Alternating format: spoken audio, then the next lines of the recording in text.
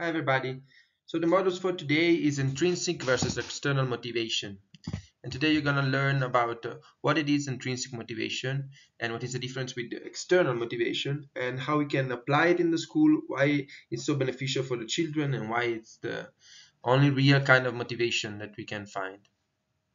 So we can move on and look at our agenda for today. We'll start with an overview about the current situation of education. So what are the problems and what are the consequences of the actual education, standard education. Then we're going to pass through the definition of intrinsic and extrinsic motivation. You can use both of the name extrinsic or external, and it means the same concept. Then we're going to see what are the benefits of intrinsic motivation, how we can support it, and we talk a bit about our experience. And then there will be a little exercise that you can do at your time in after this presentation. So what are the problems of the actual situation? The main one is that children are motivated. They don't want to go to school. They're not happy on going to school, and they don't like what they're studying. And so it's a big effort for many children to study, and then they tend to get to study only to receiving good grades, and they get frustrated if they get bad grades, and if they get good ones, they start to think about their value on terms of numbers, in terms of grades, and not really seeing what is their own value and their own passion. And this is because teachers try to motivate children, and the only way that they have to do it is promising rewards or punishment if they make mistakes. And this creates a dependence on external approval. It is not healthy for the development of the children. And the idea at the base of this is that schools bring together individuals who are supposed to know, the teachers, and the individual that don't yet know. And this is true. It's only half a truth, because obviously every children has his own wisdom, inner wisdom, and his own talents that can share with all the group. And it's not like so divided so straightly. And at the same time, teachers has their own knowledge, but beyond everything, the path of wisdom is the one that we realize that more we know, more we learn that we don't know. No, it's always growing, the mystery, and there is no end to that. And all these bring us to a fear-based approach instead of love-based approach. And this is something that we're going to see on this presentation over and over, because we felt it's the basic of the changing in our society and of our evolution, because a fear-based society is a very primitive society, and we are moving on, entering in another way of living, in another learning, always growing. So let's gonna see the consequences. The consequence about this kind of education is a bulimic learning. With bulimic learning, we mean the kind of learning that you take a lot of information, you put inside your head, and then after you repeat it during an exam, then you forget about it, everything about it. And there is a very interesting studies about that made from one university that now I don't remember exactly the name, but they were repeating the exam after 1 month to the students that already passed the exam. And I've seen that the students that already passed the exam, repeating this exam after 1 month, the same one, 80% of them wouldn't pass the exam. So was a very strong image of what bulimic learning is and how it's happening and how much is happening in our life and in our education. Education based on grades and based on punishment or rewards obviously brings more competition instead of cooperation between people, and growing on and entering the world in the society. This is not good for no one, for our life and even for our industry. And then another consequence, obviously, we were talking before, there is no improvements on the motivation of the children, because they only study because they have to, and because they want to get good grades and they want to receive these rewards. and this obviously is goes together with the lack of joy, fascination, curiosity, and passion while learning. And again, it's motivation guided by fear of punishment or greed for rewards. And this brings frustration on both sides, on students and teachers, uh, because obviously teachers feel that they have all the responsibility on the learning of the children, and then they have to judge them every time about their learning, and they cannot follow their passion by just standardize all the teachings to be all the same for all the students, so they can make a test for everyone. And so we can move on, and so we're gonna see the three bases on the of the standard education that are continuous expectation. So we adults have expectation on what children should learn, how they should learn, how fast this should happen, and this transmit you are insufficient, so you're not enough as you are. Um, and how we do that, how we like measure our expectations on them, are like the results of our expectation obviously is the reward and punishment system. And so I can check at what point you are on my expectation, on what I expect with you, and this transmit to them you depend on my approval. You cannot know what is better for yourself, you cannot judge yourself, you cannot know what is good or what is bad. I have to tell you. And this obviously bring them away from their own path, their own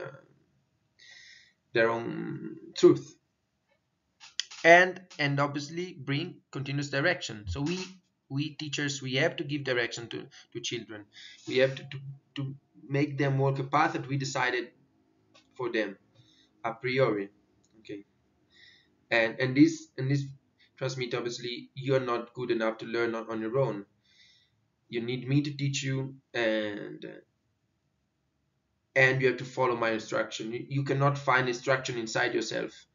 And this brings on adulthood. This reflect on many other aspects that we are always looking for approval from by others. No, again, like we want like to be successful instead of valuable, and we don't find peace because we are always looking for outside for our peace, for our satisfaction, instead of looking inside of us. And talking about that, we reach the society level. So what we see is like that there is no reliance on extrinsic motivation. We have prizes, rewards, grades, behavior chart, salary, wins, achievement, likes. We always need this external approval we don't find inside ourselves.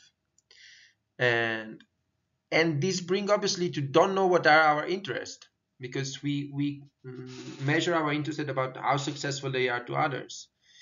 And these create confusion on making creative decision, and creates what at the end brings to the mass society. So standardized individual, we are all the same and we want all the same thing, and this create conflict then at the end, sense of competition instead of cooperation, and this bring always more and more isolation and separation. Paradox, as a paradox, like a paradox, even if we want the same thing, this creates separation, because wanting the same thing creates more competition, and we don't know, and we don't want something that is coming from inside of us, but we want all the same thing decided by someone else outside. And again, so the base about that we found is that the society then becomes guided by fear and greed instead of love and wisdom. Instead of Because wisdom and love comes from inside, fear is something that comes from outside, and greed, it's always attached to something outside.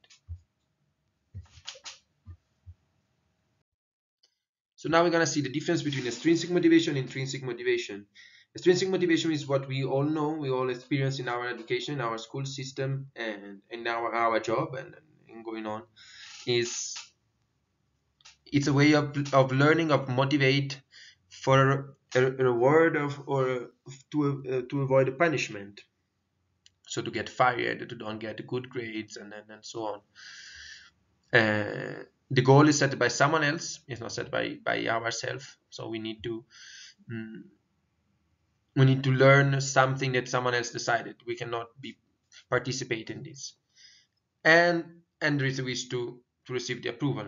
Unlike the quality of our education depend on external approval. We cannot feel it on ourselves. On the other case, on the other side, intrinsic motivation comes inside of you, as the word said. It's motivated because it's internally rewarding, and the happiness, the joy that we feel, that awakens from us, is the it's the only reward we are looking for. There is nothing external that comes from it. Brings us personal satisfaction, and it's driven by interest, curiosity, care, or abiding values.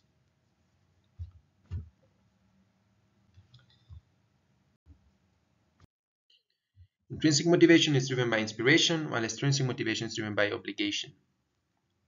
This is the basic difference between the two. And it seems a bit utopic, for sure, to see a school, an education only based on inspiration instead of obligation, with no obligation. Even imagining a life about that. And obviously, we have some obligation from life. They come, but they are about the fundamental needs that we all have. So it's about surviving. But once we move further from surviving needs, then there is no more obligation.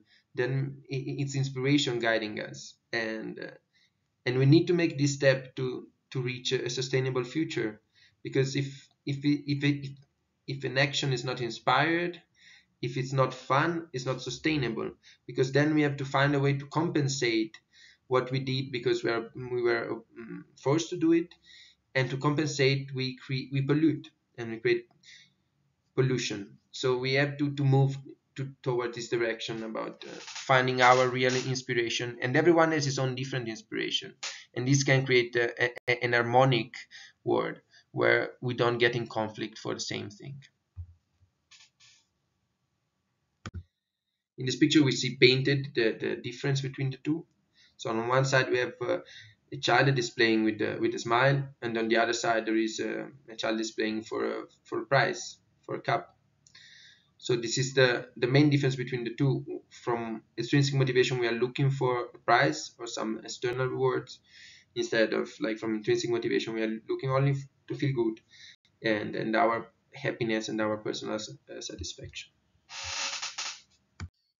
So now we pass to the benefits of intrinsic motivation. Here's summarize some benefits of intrinsic motivation that we can see. And the first one is that learning is more effective. When students choose what they want to learn, they challenge themselves more, and they spend more time on a task, and there are less errors, in the sense that they are completely present in what they are doing. They are not distracted by someone else. They're really interested. It's there. It's not somewhere else thinking about something different. And this because there is an emotional connection to the activity that they are doing, and this is physiological, is fundamental to activate the neurotransmitters and the isolators for the mechanism of the learning process. And uh, and it's evident for all of us, in any kind. When we are really passionate about something, when we feel a strong emotion, then we remember much better the things. This obviously promote the long-term learning processes. Someone was saying that there are two ways to learn and to remember things, and one is through repetition, and the other one is through emotion. And obviously, if we can reach the emotions of the students, then we have to repeat much less, and less we repeat, more fun we have. Because when we start repeating always the same thing, obviously it becomes more bored, the activity. So if we can reach the level of the emotion for the students, it's much easier to remember things and to learn. And obviously we can let them do it. We don't have to find their emotion, but let them find by themselves. Just give them the space to do it. And another benefits of intrinsic motivation is self-esteem. So children that feels in control about their studies, they feel with a better self-esteem. They don't feel like dependent on others. They don't feel like they are not good enough, but they feel they can do it. They have their learning process. They grow their development on their hands, and so their life. And at the end, love-based instead of fear-based approach. So it's not the fear that you are not enough, so I have to force you to learn something, otherwise you will never do anything good by yourself. But it's love-based. I trust you, I see you for what you are, and I know I'm here to support you. I love you for what you are, and whatever you will do, you will be fine. I'm here. Just obviously whatever what you do, if you not don't hurt others. But apart from that, apart from the basic needs, basic and fundamentals rules of living together, then I support you whatever you want to do. So now we're going to see the self-determination theory, so what it is and a brief definition of that. The two pillars of the self-determination theory is that we all desire to growth, and we are all capable of intrinsic motivation. And so on that is based the self-determination theory that is at the base of the democratic education that we are learning about. There are three main aspects about that. It is the competence, the relatedness, and autonomy. So on the competence level, in the self-determination theory said that people in general want to feel competent. We want to feel competent. We want to feel that we want to learn. We want to feel that we can be useful and helpful for the community. And here we reach to the second point, that is relatedness. We need to connect with other people. We are social creature, and we require the sense of belonging to a community and to a group. But at the same time, we want autonomy. We want to feel autonomous in our choice, in the control of our life, of our learning, or our process. And in democratic education, with the self-determination theory behind, can support all these three aspects of our life. Here we have a little map about always of the self-determination theory, about the passage from external motivation to intrinsic motivation. Or be more precise, we start from a non-regulation, so not at all any kind of regulation, to external regulation to reach the intrinsic motivation. And there are different levels, as you can see. So non-regulation is that kind of complete freedom that is indifference, more or less. It's just leaving the student alone and don't caring about it. And this obviously brings to apathy, brings like to entering a stagnant state. Going out from that, we found external regulation. So we try to force to come out from this apathy with the reward of punishment, with some external goal that someone else put it for us. Then we reach another level, that is what is called introjected regulation. That is some kind of external, but not really physical. It's more subtle about that, and it's about making feel guilty maybe the other if doesn't study, working on the self-esteem. So like I don't know, it could be your mommy would be so happy or would be so sad if you don't study. So then I start to study, and it's not really for something that I want to achieve, but it's a sense of guilt that comes from that. And it's, yeah, and become compulsive in a way and not really conscious about what we're studying. We start to learn without being aware of why we're doing it and what is happening. Then we move into the identified regulation, that it's more like I want to study because I want to become a doctor, I want to become a lawyer, I want to become something, I want to become some some kind of identification which I project on myself. So it's not for the passion that brings me on, but it's like an image that I have of my future. So it's consciously value goal, so I decided to do that, but it's not really moved by passion. Then moving on, we have integrated regulation, that is going very near to the intrinsic motivation. So it's like for my values. So I start to study because I think that this is right. I think that this is good to learn and to develop. It's for my values that I study. But there is always a certain kind of effort that comes to it. It's not really something I'm really passionate about, but it's something I believe, and I want to do that because I want to feel autonomous, because there are many values behind that I want to fulfill. But we are not really on the level of intrinsic motivation. It is the highest level is when we reach the pure interest, curiosity, challenge, and enjoyment. So when we really learn with the joy of doing it, we are happy about doing that. And so we can pass from one to the other like slowly. We can like try to find a way from the non-regulation process to an internal regulation process.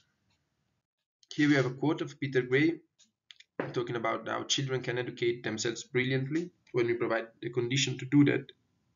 And it is a proof, a theory proved by many democratic schools, uh, and that we don't need to use coercive methods and to force children to education, but they can reach this level. We only need to provide a condition that allow them to do it. Obviously, this is the problem. This is the question. What are these conditions? What are the conditions that they need to that allow them to reach intrinsic motivation instead of non-regulation or external regulation? And for me, it helps to have the image or the metaphor about the plants and the humans. No? So what are the conditions the plants use? They need good soil, they need a rich soil, they need water, they need sun, and they need air to move the seeds and to share information and to grow. And I see obviously the soil as the environment, so we need a rich environment with many objects, many books, many games, many uh, even even biodiverse environment where we can when they can explore and they can grow. So they need a very rich and diverse environment so they can grow. They need water, and water obviously is the attention. They need care, they need love, they need kindness, in someone that is kind with them. Then there is the sun. What is the sun? And for me, what I see on this is the honesty. You need the people that are honest with them and they talk clearly about them. They say the truth to them. They don't lie to them. And this is the equivalent for the sun. And then the wind. So they need people that talk to them, that tell them stories, that are happy to be with them, to share with them their information, the stories and adventure that they've lived, the all the information, all the wisdom that they have received during the life. So with the rich soil, with the kindness, with honesty, and then with stories, we can provide this condition. Beyond that, let's see what we can do to support intrinsic motivation. Here are some points. Obviously, there are many others. These are only a few. The first one that we saw is like creating an autonomous classroom environment with them. So decide to how we design this room or how we design this space. There is a study that we talk about it in another presentation, the one about benefits of nature, that is showing like how beneficial it is to create the environment outside and an outdoor environment together with children. How do they feel that they are part of it? They feel more at home and their learning process goes better. Then the second part is giving option and opportunity to make decision. So not only giving some space, but even really giving some opportunity, maybe some even found, so they can make decision and feel like that uh, they can start to take on their hand their life, so they can train for when they will go out from the academic world to enter the real world and be able to take their own decision. And then listen to them. Listening is probably the most basic need of humans. So we need to be listened after obviously the eating and drinking. We need to be listened by others. So listening to children interest and and try to understand together I could then enjoy learning. Suggesting maybe something, but listening. Give a big time of listening with an open mind without judging them. Uh, so don't judge them. Don't judge their failure or their results. But everything is a challenge to grow and see in that way. So don't punish them if they make a failure. Instead, like try to mm, sustain them and support them to enter in this challenge with more believing in themselves. And then produce a sense of competition. So don't try to motivate children by saying, look at your classmate, he's so good, no, he took such a good grade, or your brother was so good, and so on. Don't use this trick to force them into learning, and try to pass from a fear-based approach. So mm, oh my god, I have to learn, I have to study, otherwise I will never have enough food for myself, and my life would be horrible, to a love-based approach. Okay, so I don't need so much. I can provide myself. I'm surrounded by people that loves me and that I love. So we are all together and we can learn. And I want to learn something that can be useful for everybody. So I want to give my talents and my gifts to everybody that is around me. And so trust in students and their ability, and this is fundamental for, if we want that they trust us. I mean, if we don't trust in them, there is no opportunity they can do it. We have to give the example, uh, and this is like most basic thing I feel about education, giving the example, because children, but human in general, I think we learn much more from example than from theory, than from words. So now to conclude our presentation, I'd like to share with you a bit about our experience. And I remember you that we are a school that is located in Lazio, in countryside near to Rome, 1.5 more or less hour from Rome, near the Lake of Bolsena. We are in a natural reserve called Selva del Lamone. And you are very welcome to come to visit us. You can write us. You can find us on the internet as Albero della Tuscia.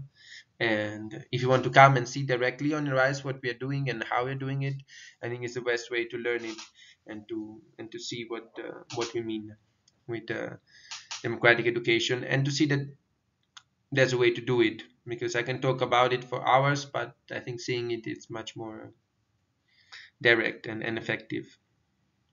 So these are some pictures that probably you have already seen, or you will see again later in another presentation about the benefits of nature. And but here I will talk about that on a different point of view. And these are all activities that we are doing with the children, like next to the school, or in the school, because we have like three three little houses where we make school, but most of the time we are outside. And the first picture that we can see is it's the circle. It's here. It's, I don't know if it's a morning circle or a circle during the day, game circles, because we have a circle every morning where everybody can express themselves, can talk, can share about their experience of the week, maybe of the weekend if we weren't there, or of the days. And there is always one space where children are free to share what they want. And sometimes they talk about the dreams that they had at night, or other times, or the relatives that they met, or the activity they did. And we felt that it's really important. And the first time I went there, I was super fascinated about these children that were not scared at all, and talk on public, talk in front of other like 15 children, and 15 children, and some adults. And they were just showing up. And and I realized that fear is something that we learn. It's not something that is natural to us. We're not scared naturally to talk in front of others. It's something that it's pushed to us by the fear of punishment, and so on. And this is the first activity of every morning. We have this circle, and we conclude it with a game altogether, to move a bit the to move ourselves a bit, to discharge a bit of tension that can be accumulated there, and to wake up better, and to connect, and to create cohesion. And then we go, everyone in his classroom. We are divided for different ages for the first hours. And generally in the first hours we make the main subject that are necessary for them for living in general, but even for passing the exam for the academic world, if one day they would like to go into university. So they make Italian, for instance, or mathematics, or English. These are the three main subjects that we make every morning. obviously changing. One morning is mathematics, the other Italian, and so on. And even here we are like the group are mixed. They're not really divided by year, but they are like together with like similar ages. So there are three groups mainly. There is like a kindergarten, then there is the primary school, and secondary school, more or less. And in the second picture is a picture I think of 2 years ago, and we see a child that is studying alone on outside, and this happened after the lesson. Sometimes when they really felt passionate about what they were studying, or they couldn't really do it because there was like too many, too many distraction with others, they manage to find a space alone where they can develop and study and perform. And we see it like very often that children wants to learn. They want to learn by themselves. Even they want to learn like even the most boring things that can be, but for them they're not boring. They find their own space at their own time. This is something that we really realize, that everybody has his own time. We cannot force it too much. Obviously we can try, but we should try more to find a meeting point. I think right now our world in general is adult centered. It's not considering children so much. We should find like a balance between them. So mm, we should find a way that is okay, good for us adult, and good for children. Uh, then we have the next picture that it's a project that they are doing in the woods. It's called Vidalia. They create a little village there. Everybody has his own house. They're building these houses, some on the trees, some on the ground, and they create like their currency. They have like elected one major, and they have some rules for doing that. And I really love it because it's an example of practicing democracy and practicing living together since the young age. And this is, I think, bit of the base about democratic education, that we don't believe that children are not citizen till they turn 18. This is the idea on behind the standard education. So children are like mm, they cannot vote obviously, but they're not even able to do it. So they're not fully citizen till they finish their studies. Instead, we feel that practicing democracy since the younger age, it's the only way to really live in a democratic world, and to experience democracy even later. Then the other picture is talking about the art. This is an art project, and we see that children loves to create. Well, they love color. They love to create beautiful things for their mommy, for their friends, and something that is really fascinating about children, that is their ability to create and give it away. They gift so many paintings, so beautiful painting to many, to to other people. They're not so attached. They create for the pleasure of creating, and this is something that we have lost sometimes, or maybe it's even like a part of the growth. But it's really beautiful this, because it means that naturally we are brought to cooperate in the society and not staying alone, and create and co-create with others, and create for being a service to others. Then the next picture are two girls that are walking on the forest, and this is again I think was 2 years ago. And every week we were making a walk in the woods, like it was the travel day, and we were making a trip in the woods, like in this natural reserve, and was really fascinated because they wanted to do it, and they organize it, and they were so much into it. They were looking at all the maps, finding the best way to reach which point, and checking that they could visit all the forests without missing any part, without repeating any part, checking how long it was, how long it could take for younger children, for the older boys and girls, and this is all by their own. And this was coming because was their interest. And this happened 2 years ago. Last year we didn't do it, and this year too we are not really doing it properly. We're doing like once a month or even later, when it comes from them. It's not like something that we wanted to force. And so this basic is the it's all. We are at the end of our presentation. I would like only to add to check the part about the different stages of learning, and that some children are ready to learn only something. So to don't force them to learn what we expect to them, because maybe on their it's not in their moment. Maybe it will come later, and when it will come, they will put all the passion, all their energy, and they will learn so fast in a way that we cannot remember because we did the same. But the ability that children has to learn, it's incredible, for the in confront to adults. So thank you very much for following this presentation and all these courses. I wish you a very beautiful day. And if you have any question, you can ask us, you can write, and we will be very happy to answer. Thank you for being with us. Bye bye.